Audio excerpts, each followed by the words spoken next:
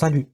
Quand on est malade ou bien quand on ressent des symptômes qui nous inquiètent, c'est naturel de se tourner vers son médecin pour trouver des réponses. Le problème, c'est qu'il peut parfois être difficile pour le médecin de poser un diagnostic précis, car les symptômes peuvent être le signe de plusieurs conditions différentes.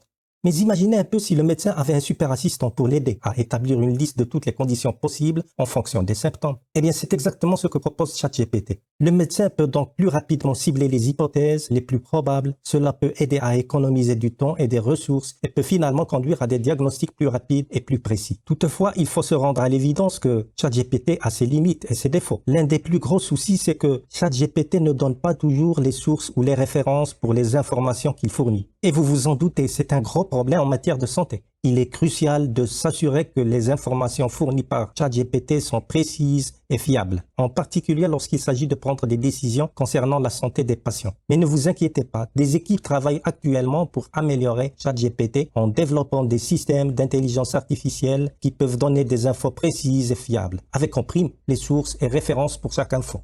Si ChatGPT devient plus fiable grâce à ces améliorations, il pourrait vraiment devenir une super ressource pour vous et votre médecin. Et n'oubliez pas, il est important de vérifier les infos que vous lisez, que ce soit sur ChatGPT ou ailleurs, pour vous assurer de prendre les bonnes décisions pour votre santé. Avant de continuer, n'oubliez pas de vous abonner à cette chaîne afin que vous soyez au rendez-vous à chaque nouvelle publication.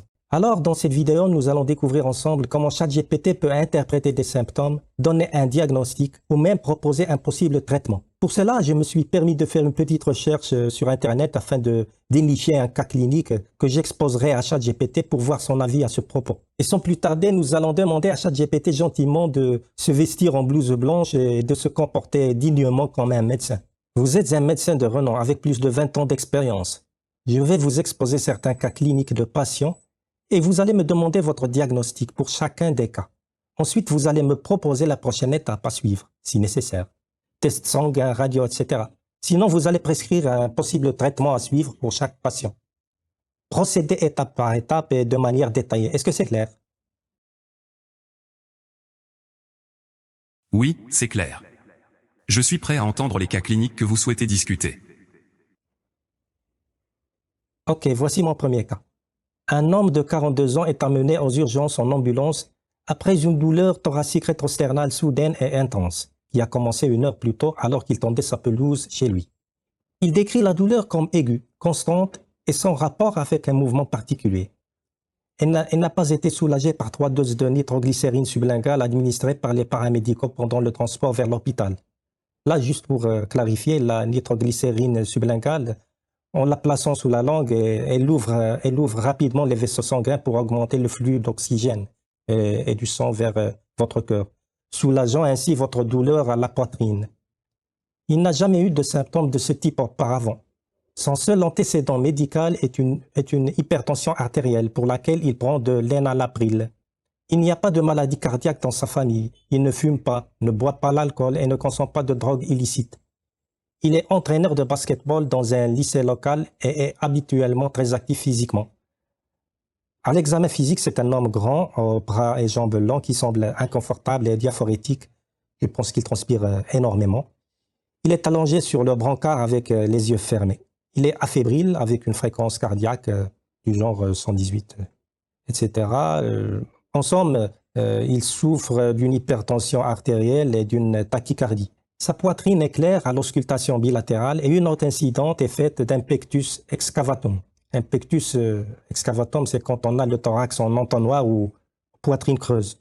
Sa fréquence cardiaque et tachycardique est régulière avec un souffle diastolique précoce et doux au bord sternal droit et ses pouces en bondissant. L'examen de son abdomen est bénin et l'examen neurologique est non focalisé. Juste pour clarifier, il est dit qu'un examen neurologique est non focalisé lorsque le médecin ne détecte aucun signe évident de lésion ou de dommage dans une région spécifique du système nerveux. Sa radiographie thoracique montre un médiastin élargi. Le médiastin est la région située entre les deux poumons.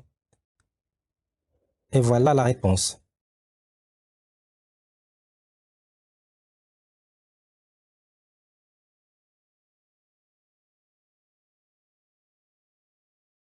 D'après les informations que vous avez fournies, il est possible que cet homme souffre d'une dissection aortique aiguë, une affection potentiellement mortelle qui nécessite une prise en charge immédiate. Les douleurs thoraciques rétrosternales soudaines et intenses, associées à un élargissement du médiastin à l'imagerie, peuvent être des signes évocateurs d'une dissection aortique.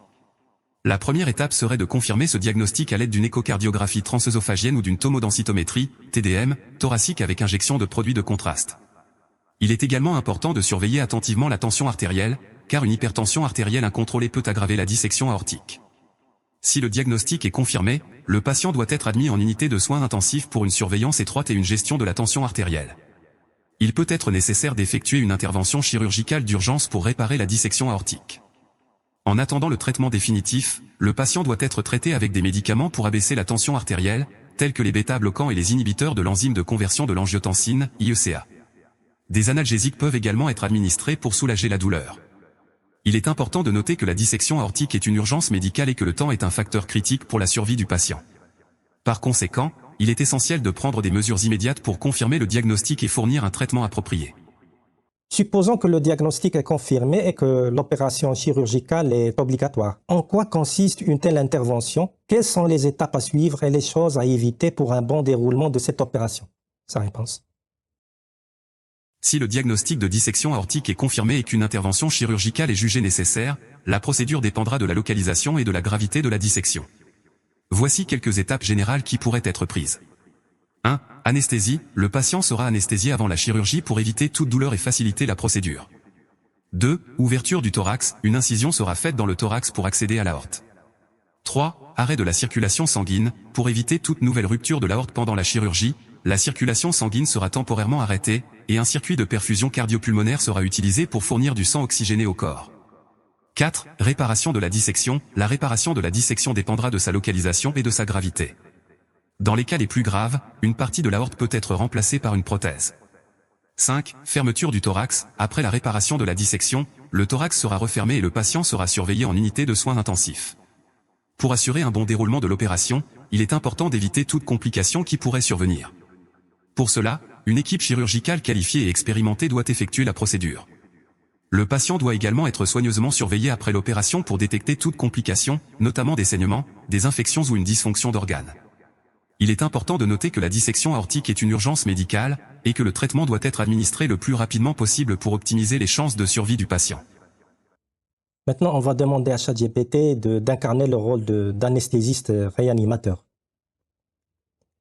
Vous êtes maintenant un médecin anesthésiste réanimateur et vous faites partie de l'équipe médicale chargée de cette intervention. Citez étape par étape le déroulement des tâches qui vous sont attribuées. En tant que médecin anesthésiste réanimateur faisant partie de l'équipe médicale chargée d'une intervention chirurgicale pour une dissection aortique, voici les étapes que je devrais suivre. 1. Préparation préopératoire. Avant la chirurgie, je devrais évaluer l'état de santé du patient et ses antécédents médicaux pour décider du type d'anesthésie le plus approprié. Je devrais également expliquer la procédure d'anesthésie au patient et répondre à toutes les questions qu'il pourrait avoir. 2. Anesthésie. Je devrais administrer l'anesthésie générale au patient et le surveiller en permanence pour maintenir un niveau adéquat d'anesthésie. Je devrais également surveiller les signes vitaux du patient, y compris la fréquence cardiaque, la pression artérielle, la saturation en oxygène, la température et la respiration. 3. Intubation. Je devrais insérer un tube endotrachéal dans la trachée du patient pour assurer la ventilation et la respiration pendant l'opération. 4. Stabilisation de la circulation sanguine. Si la circulation sanguine doit être temporairement arrêtée pendant l'opération, je devrais administrer des médicaments pour maintenir la pression artérielle et protéger les organes vitaux, tels que le cerveau et les reins. 5. Gestion de la douleur. Je devrais administrer des analgésiques pour contrôler la douleur post-opératoire du patient. 6. Réveil du patient. Après la chirurgie, je devrais surveiller le patient pendant qu'il récupère de l'anesthésie et le réveiller en douceur. 7. Surveillance post-opératoire. Je devrais surveiller le patient pour détecter toute complication, y compris des saignements, des infections, une insuffisance respiratoire ou une insuffisance cardiaque. 8. Soins intensifs. Si nécessaire, je devrais transférer le patient dans une unité de soins intensifs pour une surveillance plus étroite. Il est important de noter que chaque patient est différent, et que les étapes spécifiques que je suivrai pour l'anesthésie et la réanimation dépendront de l'état de santé du patient et de la procédure chirurgicale à effectuer. Pouvez-vous détailler plus à propos de la section numéro 4?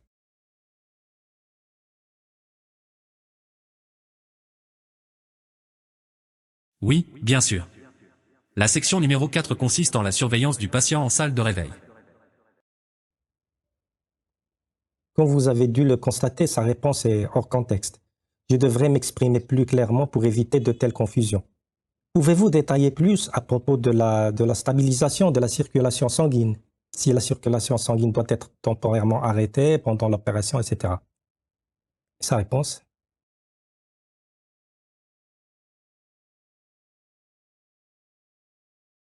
Bien sûr. La stabilisation de la circulation sanguine est une étape importante pour maintenir les organes vitaux, tels que le cerveau et les reins, pendant l'opération. Si la circulation sanguine doit être temporairement arrêtée pendant l'opération, cela peut causer une baisse de la pression artérielle, ce qui peut endommager les organes vitaux. En tant qu'anesthésiste réanimateur, ma tâche est de maintenir la pression artérielle en administrant des médicaments vasopresseurs tels que la noradrénaline, la dopamine ou la phényléphrine. Ces médicaments aident à maintenir la pression artérielle et à protéger les organes vitaux. Je dois également surveiller l'état de la circulation sanguine en utilisant des moniteurs de débit sanguin et de pression artérielle pour m'assurer que le flux sanguin est suffisant pour les organes vitaux. Si nécessaire, je peux ajuster la dose des médicaments vasopresseurs pour maintenir la pression artérielle et protéger les organes vitaux. Bon, pour le verdict, je pense que ChatGPT a fait plutôt bonne figure dans l'ensemble. Et n'oublions pas, ça n'est que le commencement. Devrons-nous nous en réjouir ou nous en inquiéter? C'est ça la vraie question. Et ce sera tout pour aujourd'hui. À bientôt. Faites partie de notre aventure en vous abonnant à notre chaîne. Nous serons ravis de vous y retrouver.